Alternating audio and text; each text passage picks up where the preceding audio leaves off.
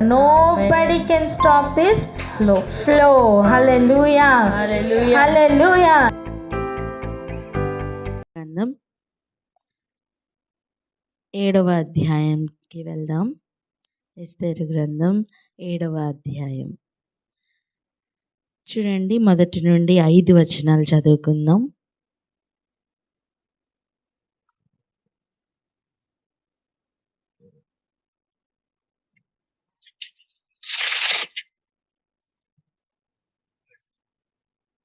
ఎస్తేరు గ్రంథం 7వ అధ్యాయము 1 to 5 వర్సెస్ అక్క. ఎస్తేరు గ్రంథం 7వ అధ్యాయము 1 నుండి 5 వచనాలు. రాజును హామానును రాణి అయిన ఎస్తేరు వద్దకు విందునకు రాగా, రాజు, ఎస్తేరు రాణి, నీ విజ్ఞాపన ఏమిటి? అది నీకు అనుగ్రహింపబడును. నీ మనవి ఏమిటి? రాజ్యంలో సగం మట్టుకైనను నీకు అనుగ్రహించదని 2వ నాడు ద్రాక్షరసపు విందులో ఎస్తేరుతో అనెను. అప్పుడు రాణి అయిన ఎస్తేరు ఇలాగు ప్రత్యుత్తరం ఇచ్చెను. రాజా, నీ దృష్టికి నేను దయపొందిన దాననైన ఎడల రాజువైన తమకు సమ్మతి అయితే, నా విజ్ఞాపనను బట్టి నా ప్రాణమును, నా మనవిని బట్టి నా జనులను నాకు అనుగ్రహింపబడుదురు గాక. సంహరింపబడుటకును హతము చేయబడి నశించుటకును నేను నా జనులను కూడా అమ్మబడిన వారము. మేము దాసులముగాను దాసురాండ్రముగాను అమ్మబడిన ఎడల నేను మౌనముగా ఉండును. ఏలయనగా మా విరోధిని తప్పించుకొనుటకై మేము రాజులకు తమని శ్రమపరచుట యుక్తము కాదు. అందుకు రాజైన అహష్వేరోషు ఈ కార్యము చేయుటకు తన మనసు దృఢపరచుకున్న వాడెవడు? వాడేడి అని రాణియగు ఎస్తేరు అడుగగా. హల్లెలూయా, హల్లెలూయా. చూడండి, ఈ అధ్యాయం చదవడానికి అంటే ముందు ఇంకొక వచనం కూడా చదువుదాం. 14వ వచనం 6వ అధ్యాయంలో ఒకసారి చూడండి. వారు ఇంకా మాట్లాడుచుండగా రాజు యొక్క నపుంసకులు వచ్చి ఎస్తేరు చేయించిన విందునకు రమ్మని హామానును త్వరపెట్టిరి. హల్లెలూయా. ఈ వచనాన్ని కూడా నోట్ చేసుకోండి, దీనిని మనం తర్వాత ధ్యానిద్దాం. సో వారు ఇంకా మాట్లాడుతుండగానే, ఎవరు మాట్లాడుతుండగానే? ఈ హామాను మొర్దెకైని ఉరి తీయించాలని ప్లాన్ చేశాడు కదా. ఆ ప్లాన్ని మరలా తీసుకోవడం కోసం రాజు దగ్గరికి వెళ్తాడు. వెళ్ళిన తర్వాత రాజు అప్పటికే నిద్ర పట్టక మొర్దెకై చేయించిన, లేకపోతే మొర్దెకై ఇంతకుముందు చేసిన మేలును బట్టి మొర్దెకైకి ఏమైనా మేలు జరిగిందా అని విచారణ చేస్తున్న సమయం కరెక్ట్గా అదే మొర్దెకై మీద కంప్లైంట్ చెప్పి ఊరి కోసం ఉన్న పర్మిషన్ కోసం హామాను ఆ రాత్రే రాజుగారి దగ్గరికి వచ్చాడు. సమయం మేలు చేయనుద్దేశిస్తున్న రాజు యొక్క హృదయంను తను ఏమీ చేయలేకపోయిన ఒక సమయాన్ని మనం చూస్తున్నాం. అలా మరి ఏం చెయ్యాలి తనకి అంటే, రాజు హృదయంలో ఏం చెయ్యాలి అని ఉన్నదో దాని అంతటినీ కూడా హామానుని రాజుకు మేలు చేసిన వానికి ఏం చెయ్యాలి అని అడిగి, ఎలా తనని ఘనపరచాలో అడిగి, హామాను మనస్సులో ఉన్న ఘనతనంతటినీ కూడా హామానుకు కాకుండా మొర్దెకైకే ఇచ్చినప్పుడు అక్కడే సగం చచ్చిపోయాడండి హామాను. ఆ మాటలు ఊరి సిద్ధపరిస్తే ఘనత తన చేతుల మీదుగా వెళ్తున్న సమయం ఒళ్ళు మండిపోయి కోపముతో రగిలిపోతూ మాట్లాడుతున్నాడు అదే జెరూషతోనూ ఇంకా తన స్నేహితులతోనూ. అలాంటి సమయం నపుంసకులైన ఎస్తేరు యొక్క సేవకులు వచ్చి ఇప్పుడు త్వరపెడుతున్నారు. దేనికి తెలుసా? పద రాణి అయిన ఎస్తేరు చేయించిన విందుకు రమ్మని త్వరపెడుతున్నారు. అలా త్వరపెట్టిన తర్వాత రాజును హామానును రాణి అయిన ఎస్తేరు నొద్దకు వచ్చారట. దేనికి? విందుకి. మొదటి రోజు విందు అయిపోయింది. ఇది మరలా పిలువబడ్డారు, అందుకే విందుకు వచ్చాడు. ఇలా వచ్చిన తర్వాత ఇప్పుడు రాజు మళ్ళీ అడుగుతున్నారు, ఎస్తేరు రాణి నీ విజ్ఞాపన ఏంటమ్మా? హల్లెలూయా. ఈరోజు మనం ఒకటి నేర్చుకుందాం. ఏంటో తెలుసా? మనకేం కావాలో దాన్ని అడిగి అడిగి అడిగి విసిగిస్తున్న ఒక అనుభవం ఉంటుంది. అలా కాకుండా ఆ వెయిట్ చేస్తూ సరి అయిన సమయంలో బయట పెడుతున్న ఉంటుంది కదా పరిస్థితి. ఇదిగో ఈరోజు ఇది ఎస్తేరు తన భర్త అయిన లేదా తన రాజు అయిన తన యజమానుడైన రాజుకి విషయమును బయట పెడుతున్న ఎస్తేరు. హల్లెలూయా. ఎన్నోసార్లు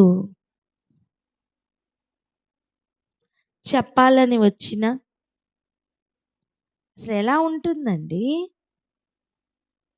తన వారిని తన జాతి వారిని చంపేస్తారట, తాకీదులు జారీ అయ్యాయట అన్నప్పుడు ఎలా ఉంటుంది? అసలు మనస్సు వికారం అయిపోదా? మన హృదయం ఎలా ఉంటుందో దాన్ని బట్టే కదా ముఖం కూడా కవలికలు మారిపోతాయి. విందునకు పిలిచి విచారంగా ఉంటే రాజు ఇలా అడుగుతాడా? చెప్పండి. మనం ఎంతమంది మన హృదయాలను బట్టి వికార హృదయంను బట్టి వికార ముఖమును పెట్టుకుని తిరుగుతూ ఉంటాం చెప్పండి.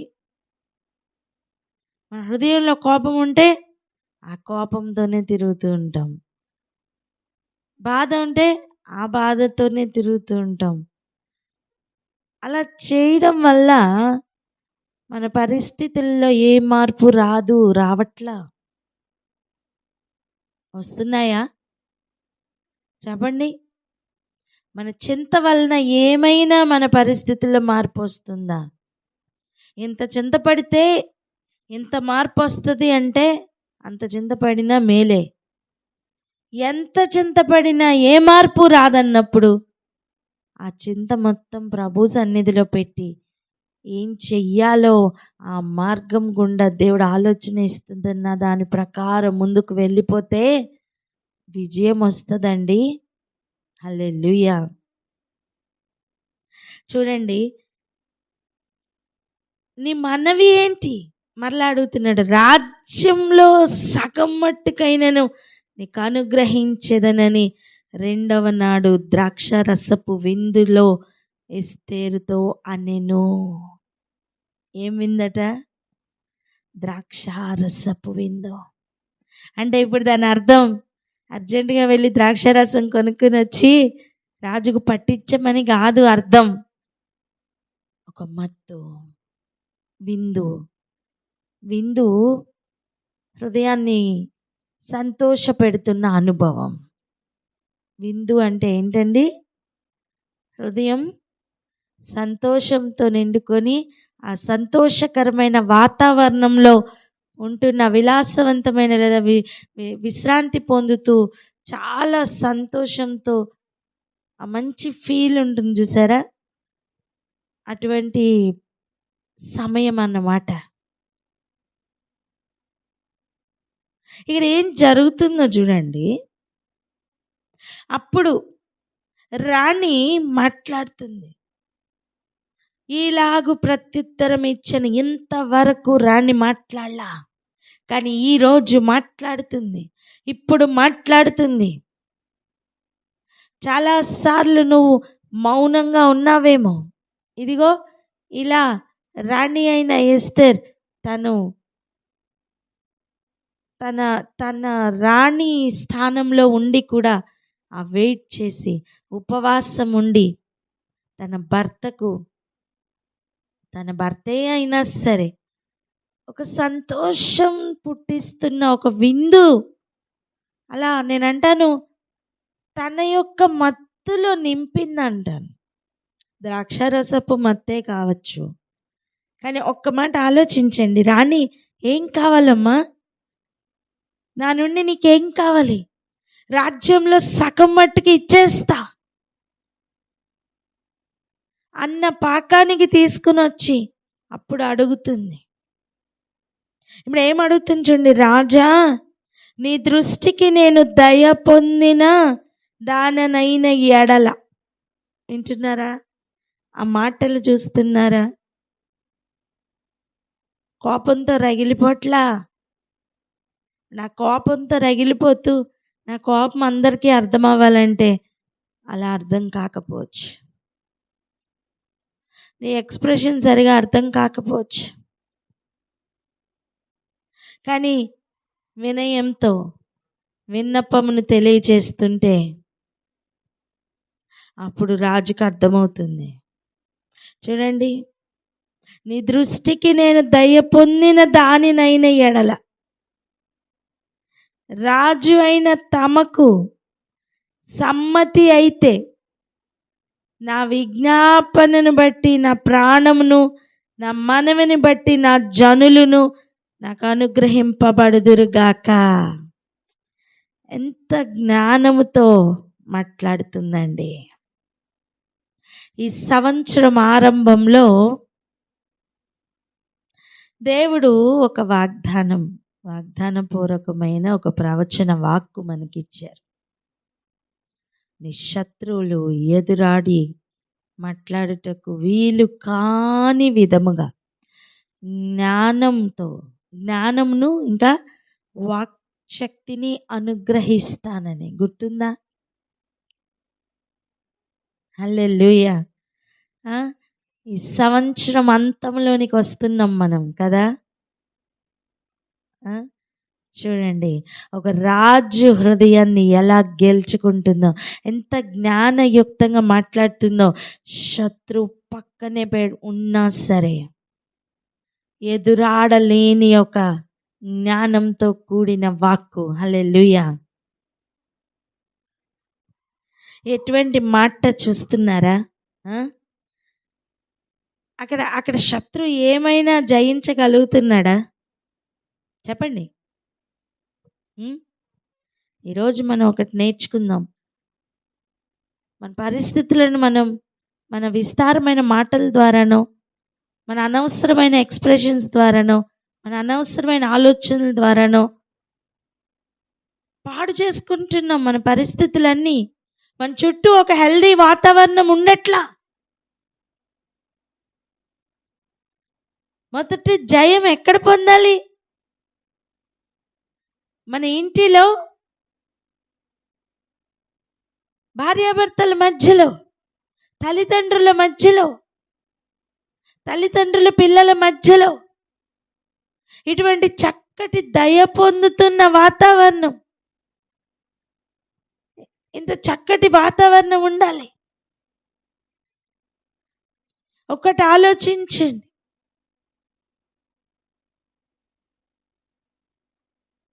అన్యుడైన ఒక రాజు హృదయం కూడా ఎలా గెలుచుకుంటుందో ఎస్తేర్ తన మంచి ప్రవర్తన ద్వారా ఒకసారి ఆలోచించండి.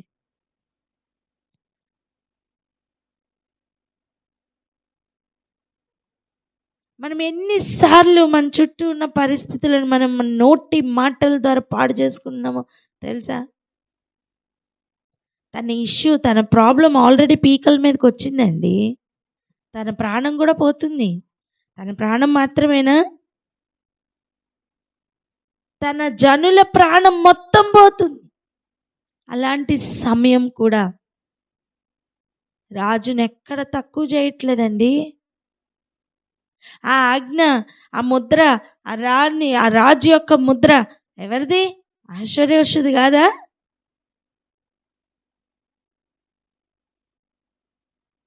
నువ్వు ఎలా ఇలాంటి ఆజ్ఞలు జారీ చేస్తావని సీరియస్ అవ్వచ్చు కదా. పక్కనే ఉన్న హామాను చూపించి ఇట్లాంటి శత్రువుతో ఉంటావా అని మాట్లాడొచ్చు కదా. అలా అనట్లేదు.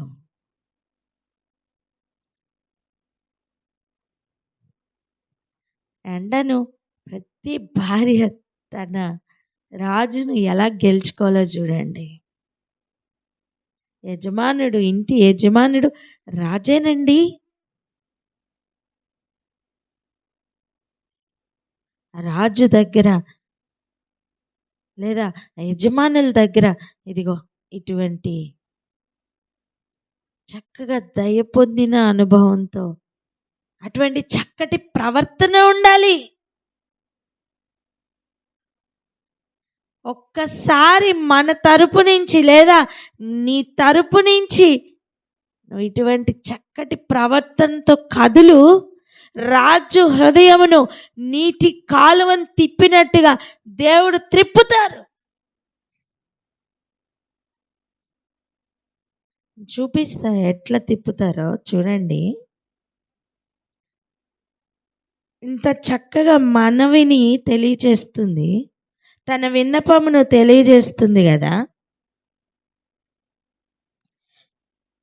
సంహరింపబడుటకును హతము చేయబడి నశించుటకును నేనును నా జనులను కూడా అమ్మబడిన వారము.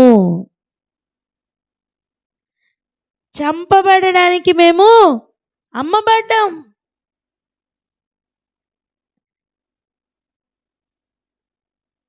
మేము దాసులుగాను దాసురాండ్రుగాను అమ్మబడిన ఎడల నేను మౌనంగా ఉందును. ఎలయనగా మా విరోధిని తప్పించుకొనుటకై మేము రాజువగు తమరిని శ్రమపరచుట యుక్తము కాదు. ఎంత చక్కగా ఆ శత్రువు అయిన హామాన్ని ఉద్దేశిస్తున్నా సరే ఎంత క్లియర్గా ఇష్యూని బయట పెడుతుందో చూడండి. నేను అంటున్నా, మనందరికీ సమస్యలు ఉన్నాయి, ప్రతి ఒక్కరికి సమస్య ఉంటాయి. ఈరోజు ఈ వాక్యం వింటున్న నీకు బోల్డ్ అన్ని సమస్యలు ఉన్నాయి. ఆ సమస్యలను బట్టి నీ చుట్టూ ఉన్న పరిస్థితులను నువ్వు పాడు చేసుకుంటున్నావు, ఫర్దర్గా బాగు చేసుకుంటున్నావా? ఒక్కసారి మన ప్రవర్తన ఎలా ఉంది అని, నా ప్రవర్తన ఎలా ఉంది అని వెనక్కి తిరిగి చూసుకో. ప్రాణం మీదకి వచ్చిన అనుభవాలు ప్రతి ఒక్కరికి ఉంటాయండి. ప్రభు సన్నిధిలో నుండి ఒక సమాధానంతో బయటికి వస్తే, ప్రభు మీద ఆనుకొని కదలగలిగితే ఇలా ప్రవర్తించుట సాధ్యం. ఆమెన్ అని చెప్పరే. ఆమెన్. ఈరోజు వినండి, నమ్మండి. ఈరోజు ఈ మాట వింటున్న ప్రతి ఒక్కరిలోనూ ఇటువంటి నెమ్మది కలిగిన హృదయం వచ్చును గాక. ఆమెన్. హృదయం ఎప్పుడైతే ఇలా కదలని సియోను కొండవలె ఎన్ని ఉపద్రవాలు వచ్చినా ఉంటుందో, దేవుని సన్నిధిలో కనిపెట్టిన అనుభవం ఉంటుందో, వారు వారి ఇంటిని స్వాధీనపరుచుకుంటారు. ఆమెన్.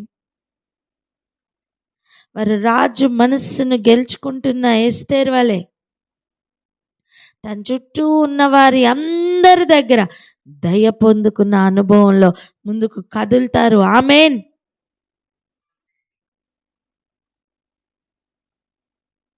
పక్కనే శత్రువు ఉన్నా సరే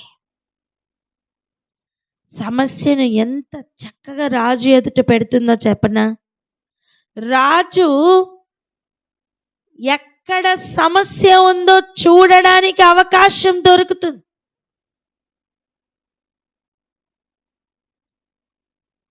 రాజు ఎవడా శత్రువని ఆలోచింపచేసే మాటలు, మన పరిస్థితులు పాడు చేసుకుంటున్న మాటలు కాదివి. శత్రువుని గుర్తుపట్టడానికి చేస్తున్న చక్కటి మాటల ప్రయోగం ఈరోజు ప్రతి ఒక్క బిడ్డలోనికి వచ్చును గాక. ఆమేన్, ఆమేన్ అని చెప్పరే.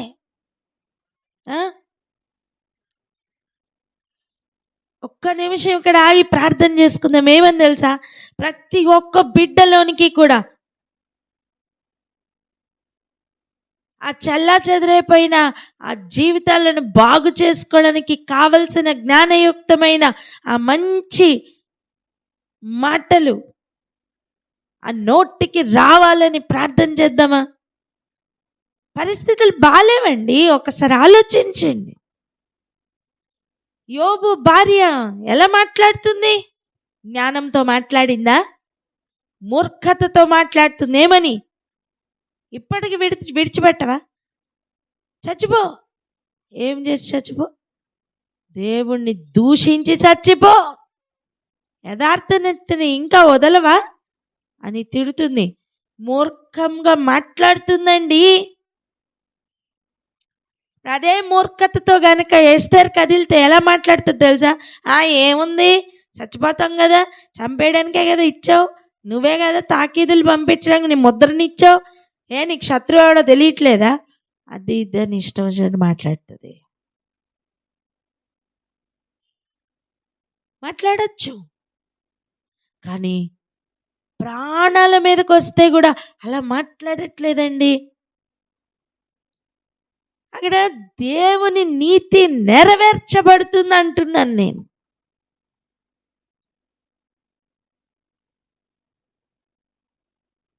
ఒక అన్య రాజు దగ్గర కూడా తను తగ్గించుకుంటున్న విధానం ఒకసారి చూడండి.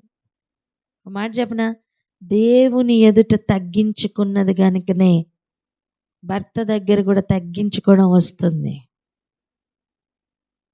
ఆమెనని చెప్పరే.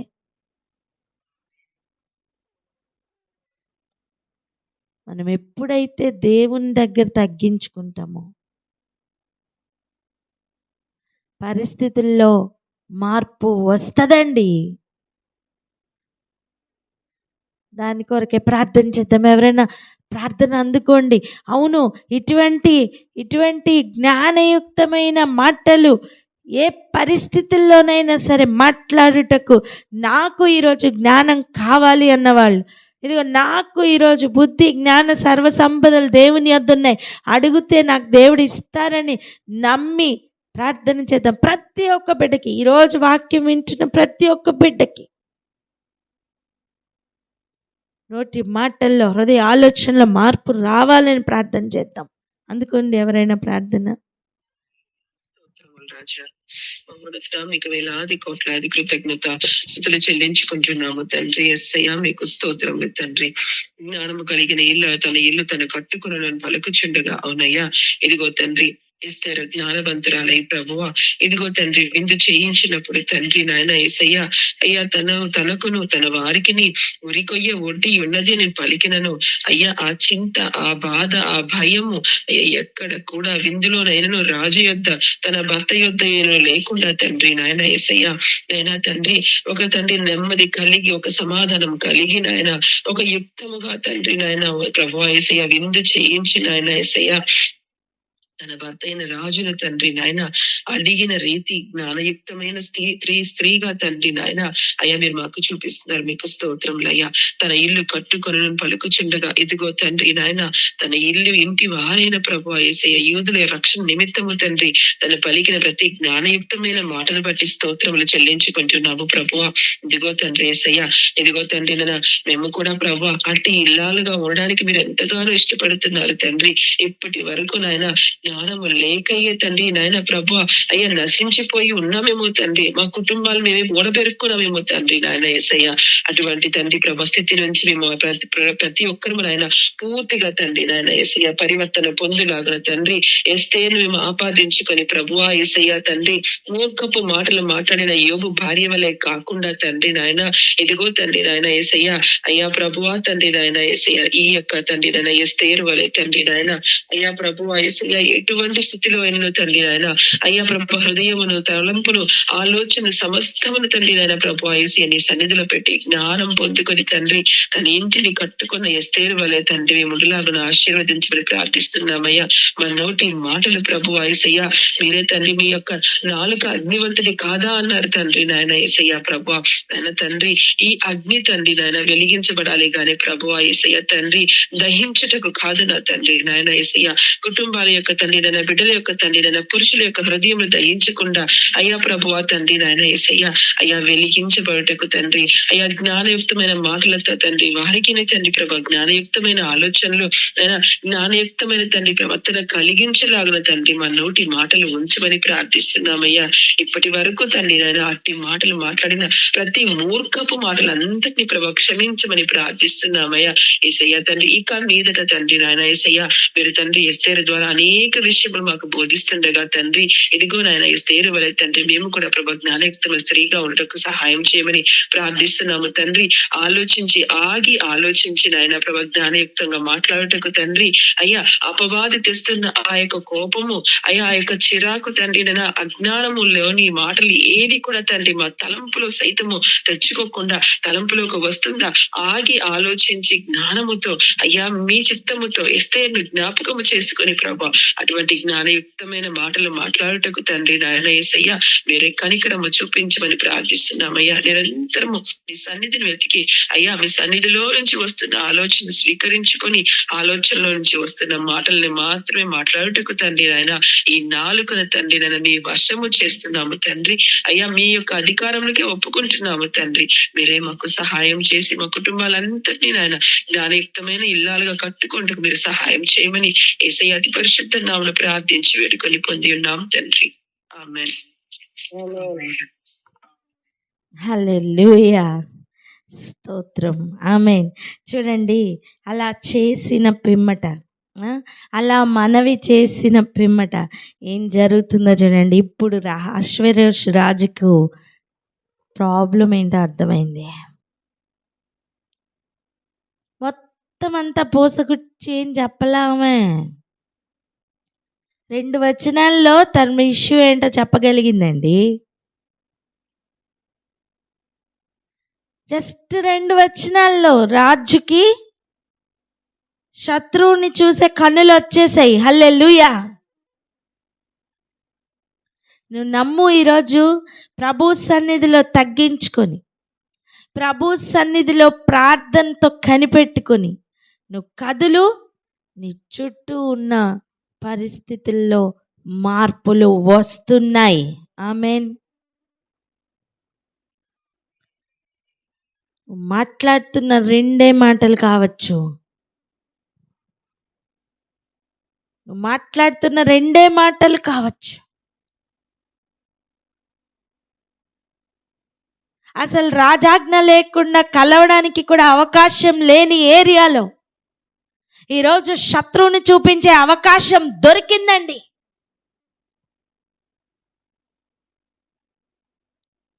అప్పుడు రాజైన అహష్వేరోషు అంటున్నాడు, ఈ కార్యము చేయుటకు తన మనస్సు దృఢపరుచుకున్నవాడు ఎవడు, వాడు ఏడి అని రాణి అగు ఎస్తేరును అడగగా, అదే ముందే హామాను ఇలా చేశాడు, హామాను అట్లా చేశాడని చెప్తే హామాను మీద ఏమన్నా కోపం వచ్చేదా? శత్రువు ఏం చేశాడో గుర్తుపట్టడం సాధ్యమేనా? అవ్వకపోవచ్చు. ఎస్తేరు మా విరోధి అగు ఆ పగవాడు దుష్టుడైన ఈ హామానే అనేను. హల్లెలూయా. చూస్తున్నారా, రాజుకి ఎవరు అని డౌట్ వచ్చిన తర్వాత ఇతనే అని చూపించిందండి. ఈ మాటని అండర్లైన్ చేసుకోండి. ఎలాగైతే ఆకలి పుట్టకుండా అన్నం పెడితే వ్యర్థమో, కడుపు నిండిన వాడు తేనె పట్టునైనా కాలుతో తన్నేస్తాడో, అలాగే ఎవరు ఆ శత్రువు అని వెతకే అనుభవం లేకుండా వీడు శత్రువు అని చూపించడం వ్యర్థం. ఎందుకు అనే ప్రశ్న వస్తే అందుకే అని చూపించాలి. ఎవడు అని ప్రశ్న వచ్చేటట్టు చేసి అప్పుడు ఎవడో చూపించాలి. అర్థమవుతుందా? మీకు అర్థమవుతుందా? నువ్వెంత పెద్ద ఎస్సే రైటింగ్ రాసినా వేస్టేనమ్మా. ప్రశ్న ముందు పుట్టాలి, తర్వాత సమాధానం రావాలంటున్నాను నేను. ఇది ఎటువంటిది చెప్పినా, నువ్వు మంచి పదార్థం నువ్వు వండి పెట్టావు, కానీ అది పెట్టడానికి అవతల వ్యక్తుల ఆకలి లేదు. నేనేమంటున్నానంటే ఆకలి పుట్టించి తర్వాత పెట్టంటున్నాను. హల్లెలూయా. నీ చేతిలో ఉన్నది మంచి పదార్థమే కావచ్చు, కానీ ఆకలి లేనప్పుడు, స్పేస్ లేనప్పుడు దానిని పెట్టి ప్రయోజనం లేదు.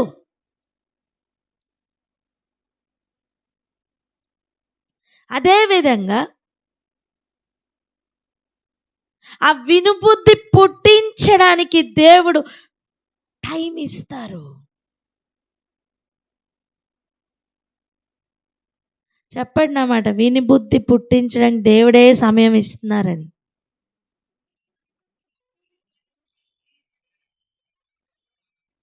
ఆమేన్. ఎప్పుడైతే ఆ స్పేస్ క్రియేట్ అవుతుందో అప్పుడు రాజు ఆలోచనలోనికి సూటిగా శత్రువు ఎవరో చూపించుట సాధ్యం. ఈరోజు శత్రువు ఎవరో తెలుసా? ఈరోజు అసలు శత్రువు ఎవరో నువ్వు గుర్తుపడుతున్నావు? నిజంగానే నువ్వే శత్రువుగా మారిపోతున్నావా?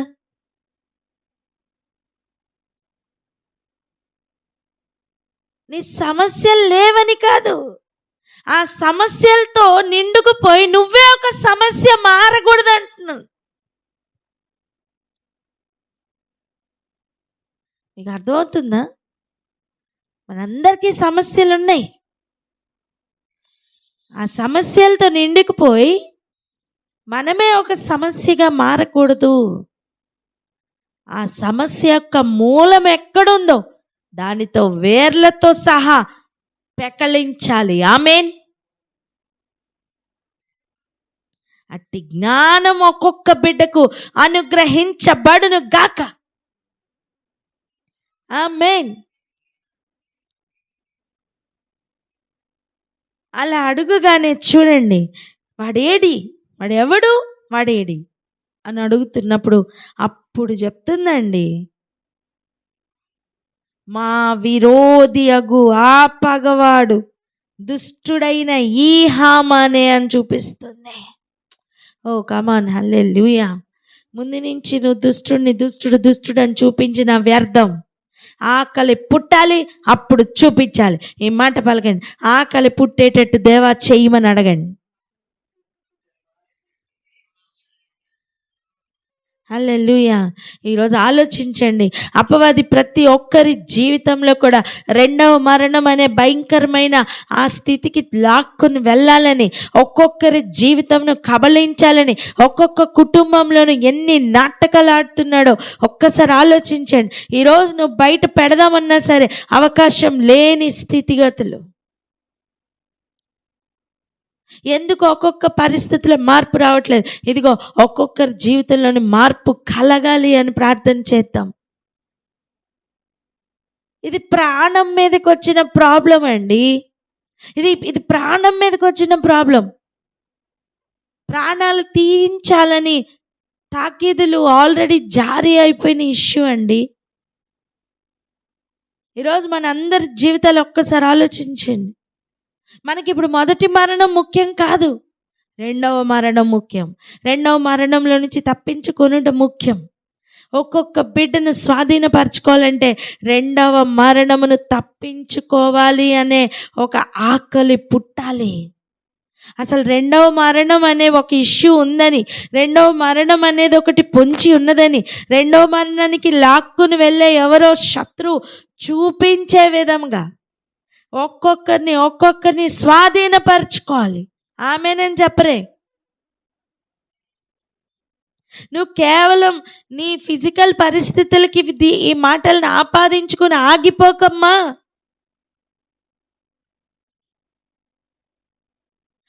ఇంత ఇంత గొప్ప ఇంత గొప్ప రక్షణ కార్యము అది ఏదో ఒక చిన్న పరిస్థితికి సంబంధించింది కాదంటున్నాను నేను.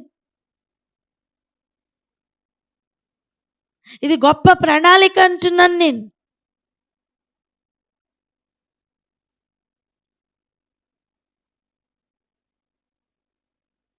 అనేకులు ఇదిగో అగ్నిలోనికి వెళ్ళిపోవడానికి జోగుతూ ఉన్న ఈ కాలం,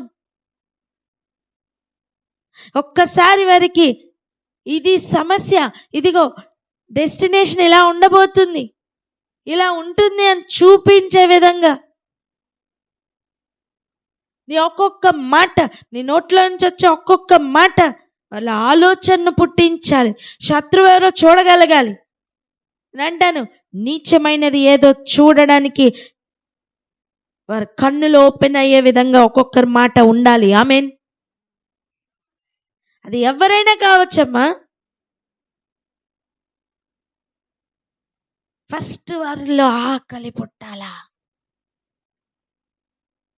ఫస్ట్ వారిలో ఆశ పుట్టాలా, ఏంటి అని తెలుసుకునే ఆశ పుట్టాలా. అందుకే ప్రభు చెప్తా, ఆశపడిన ప్రాణం తృప్తిపరచబడింది కదా.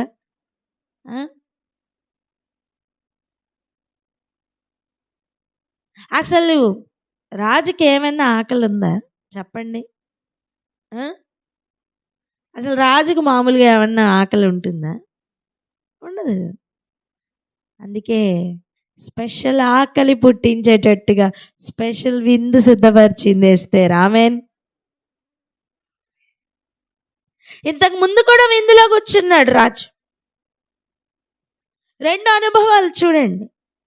ఇంతకు ముందు విందులో కూర్చున్నప్పుడు వస్తీ అవుట్, అవునా?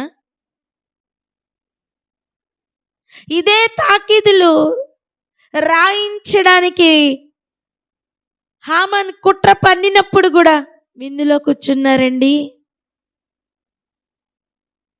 కానీ అదే మరలా విందు సిచ్యువేషన్లోనే ఇప్పుడు శత్రువు ఎవరో బయటపడుతున్నారు. నేను అంటాను, తరతరాల నుంచి ఉన్న శత్రు ఈరోజు బయటపడుతున్న సమయం ఇది. ఆమేన్. ఈ శత్రువు ఎక్కడి నుంచి వచ్చాడు? ఎన్ని తరాల నుంచి ఉన్నాడు? గమనించండి.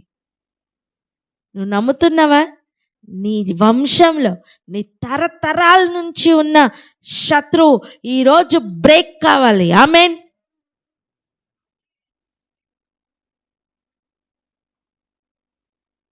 అసలు ఈరోజు ఉన్న అంటే సింబాలిక్గా అర్థమవుతుందా? ఈ నెల ఆధారు నెల కాదు, కానీ ఒక సింబాలిక్గా ఆలోచించండి. 12వ నెల 13వ తారీఖులో ఉన్నాం మనం. ఈరోజే కదా శత్రువు ఉడుపు పెట్టింది, అవునా? ఈరోజు కొరకే కదా.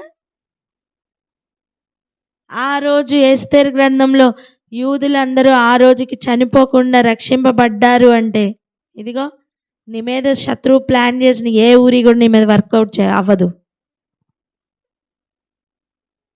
ఆమేనని చెప్పరే. శత్రు ప్లాన్స్ వర్కౌట్ అవ్వదట. శత్రు ప్లాన్ వర్కౌట్ అవ్వలేదట ఆ రోజు. 127 సంస్థానాల్లో ఉన్న ప్రతి ఒక్కరిని కూడా చంపి, శిశువులు, పెద్దలు, స్త్రీలు ఎవరిని విడిచిపెట్టకుండా వారి సొమ్మును కూడా కొల్ల సొమ్ముగా తీసుకోమని తాకీదులు పంపిస్తే ఈరోజు ఎవరు కూడా చనిపోలేదట. అంటాను, ఒక పిల్లవాడిని కూడా చంపలేకపోయాడండి శత్రువు. పలకండి అలాగనే, ఒక పిల్లవాడిని కూడా చంపలేకపోయాడని చెప్పండి. హల్లెలూయా.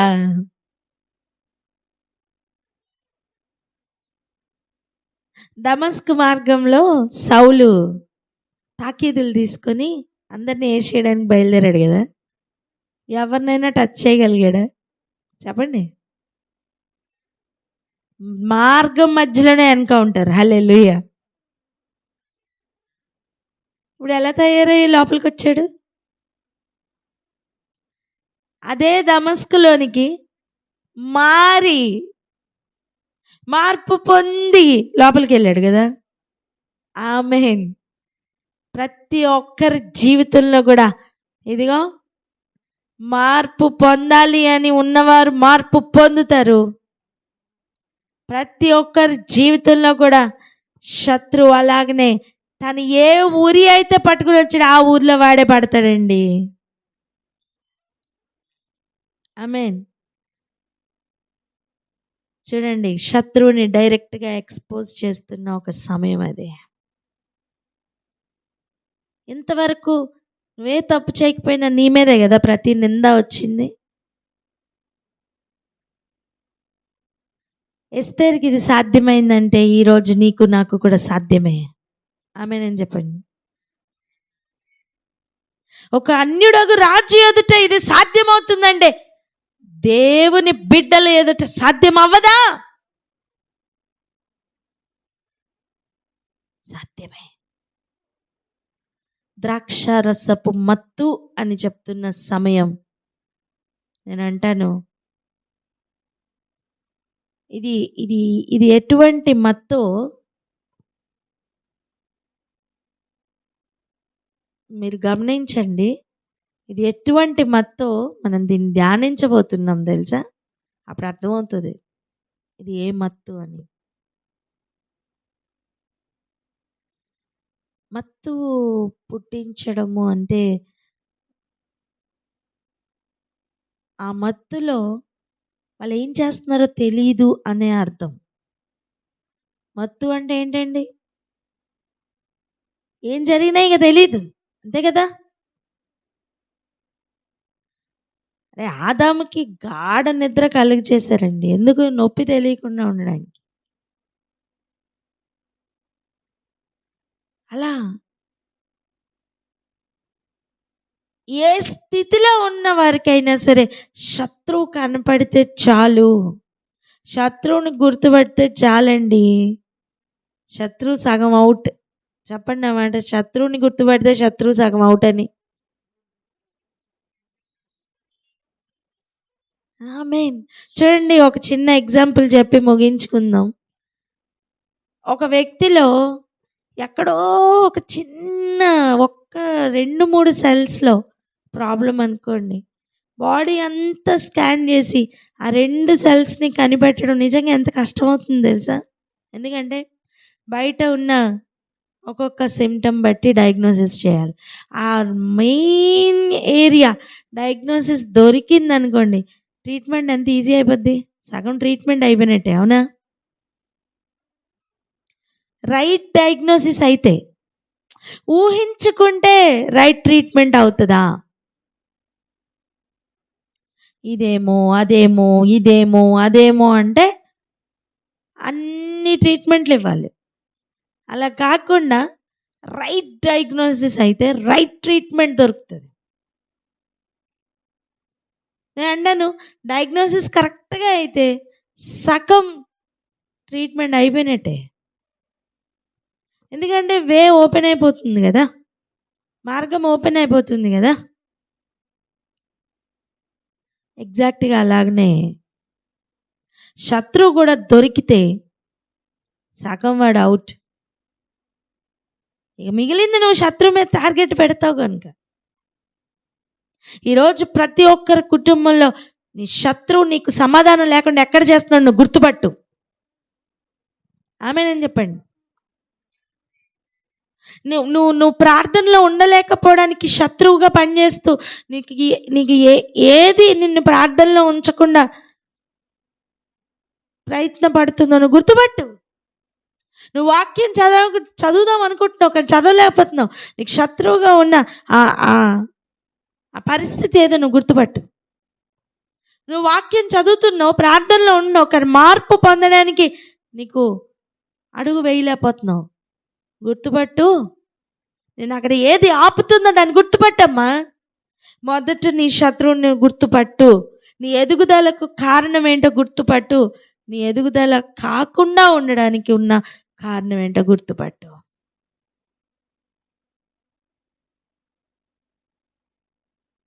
నువ్వు ఎక్కడ దిగజారిపోతున్నావు గుర్తుపట్టమ్మా. ఇంత వాక్యం వింటున్నా సరే నీలో ఎందుకు ఫలించట్లేదని గుర్తుపట్టు. చెట్టు ఉంది, అన్నీ ఉన్నాయి, నీళ్ళు ఉన్నాయి, అన్నీ ఉన్నాయి, కానీ ఫలం రావట్లేదు. నువ్వు చెట్టు దగ్గరికి వెళ్ళి మొత్తం వెతుకు, దొరుకుతాయి ఆ పురుగులు. పురుగు పట్టి పూత రాగానే తినేస్తున్న ఆ పురుగులు దొరుకుతాయి. ఆమె నేను చెప్పరే, నువ్వు జాగ్రత్తగా వెతుకు, నీకు దొరుకుతాయి.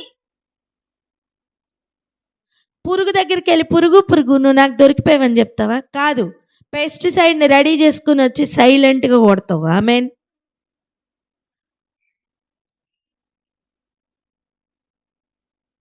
అండ్ ఆ పురుగు కూడా ఆ పెస్టిసైడ్ని మింగేటట్టు చెయ్యాలా? ఒక రైతు కూడా తన శత్రువుతో ఎంత చక్కగా పోరాడుతున్నాడో చూడండి. ఆ పురుగులు తింటున్న అదే ఆకుల మీదకి పెస్టిసైడ్ పంపిస్తున్నాడు. అవునా కదా? పురుగు నోట్లోకి డైరెక్ట్ వేస్తున్నాడా? చెప్పరే. తను ఏ విధంగా అయితే శత్రువు తింటున్నాడో అదే ఏరియాలో సైలెంట్గా. హల్లెలూయా. అర్థమవుతుందా? దేవుని ఆజ్ఞలు పాటించు, దేవుని ఆజ్ఞ ప్రకారంగా దేవుని ఆజ్ఞ ప్రకారం నడుచుకో. సైలెంట్గా శత్రువుకి ఊరి స్టార్ట్ అవుతుంది. డయాగ్నోసిస్ అవ్వకుండా రైట్ ట్రీట్మెంట్ ఎలా దొరకదో, నువ్వు శత్రువుని గుర్తుపట్టేటట్టు చెయ్యకుండా నీ ఇంటిలో కూడా విజయం రాదు.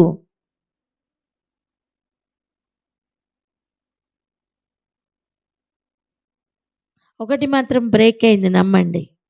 శత్రువు ఏదైతే ప్లాన్ చేశాడో, ఈ దినమున ఎలా అయితే ఆ రోజు వారు సంహరింపబడకుండా తప్పించబడ్డారో, కాపాడబడ్డారో, అలాగనే ఈరోజు మనందరి జీవితాల్లో శత్రువు ఏదైతే ప్లాన్ చేశాడో అది వానికి వర్కౌట్ అవ్వలేదని డిక్లేర్ చేస్తూ ప్రార్థన చేద్దాం. పొందుతున్న విజయాన్ని ఆల్రెడీ చూస్తూ ప్రార్థన చేద్దాం. భూమి మీద జరగనంటున్న కార్యమును బట్టి దూతలు జయము వచ్చాక పాడలేదండి, జయము రాకముందే పాడారండి. ఈరోజు నువ్వు ఇక నీ పరిస్థితుల్లో రాబోతున్న మార్పును బట్టి ఈరోజే జయమును చూస్తూ ప్రార్థిస్తావా, స్తుతిస్తావా? స్తుతి తప్ప ఇంకేమి రాదు. స్తుతి చేద్దామా?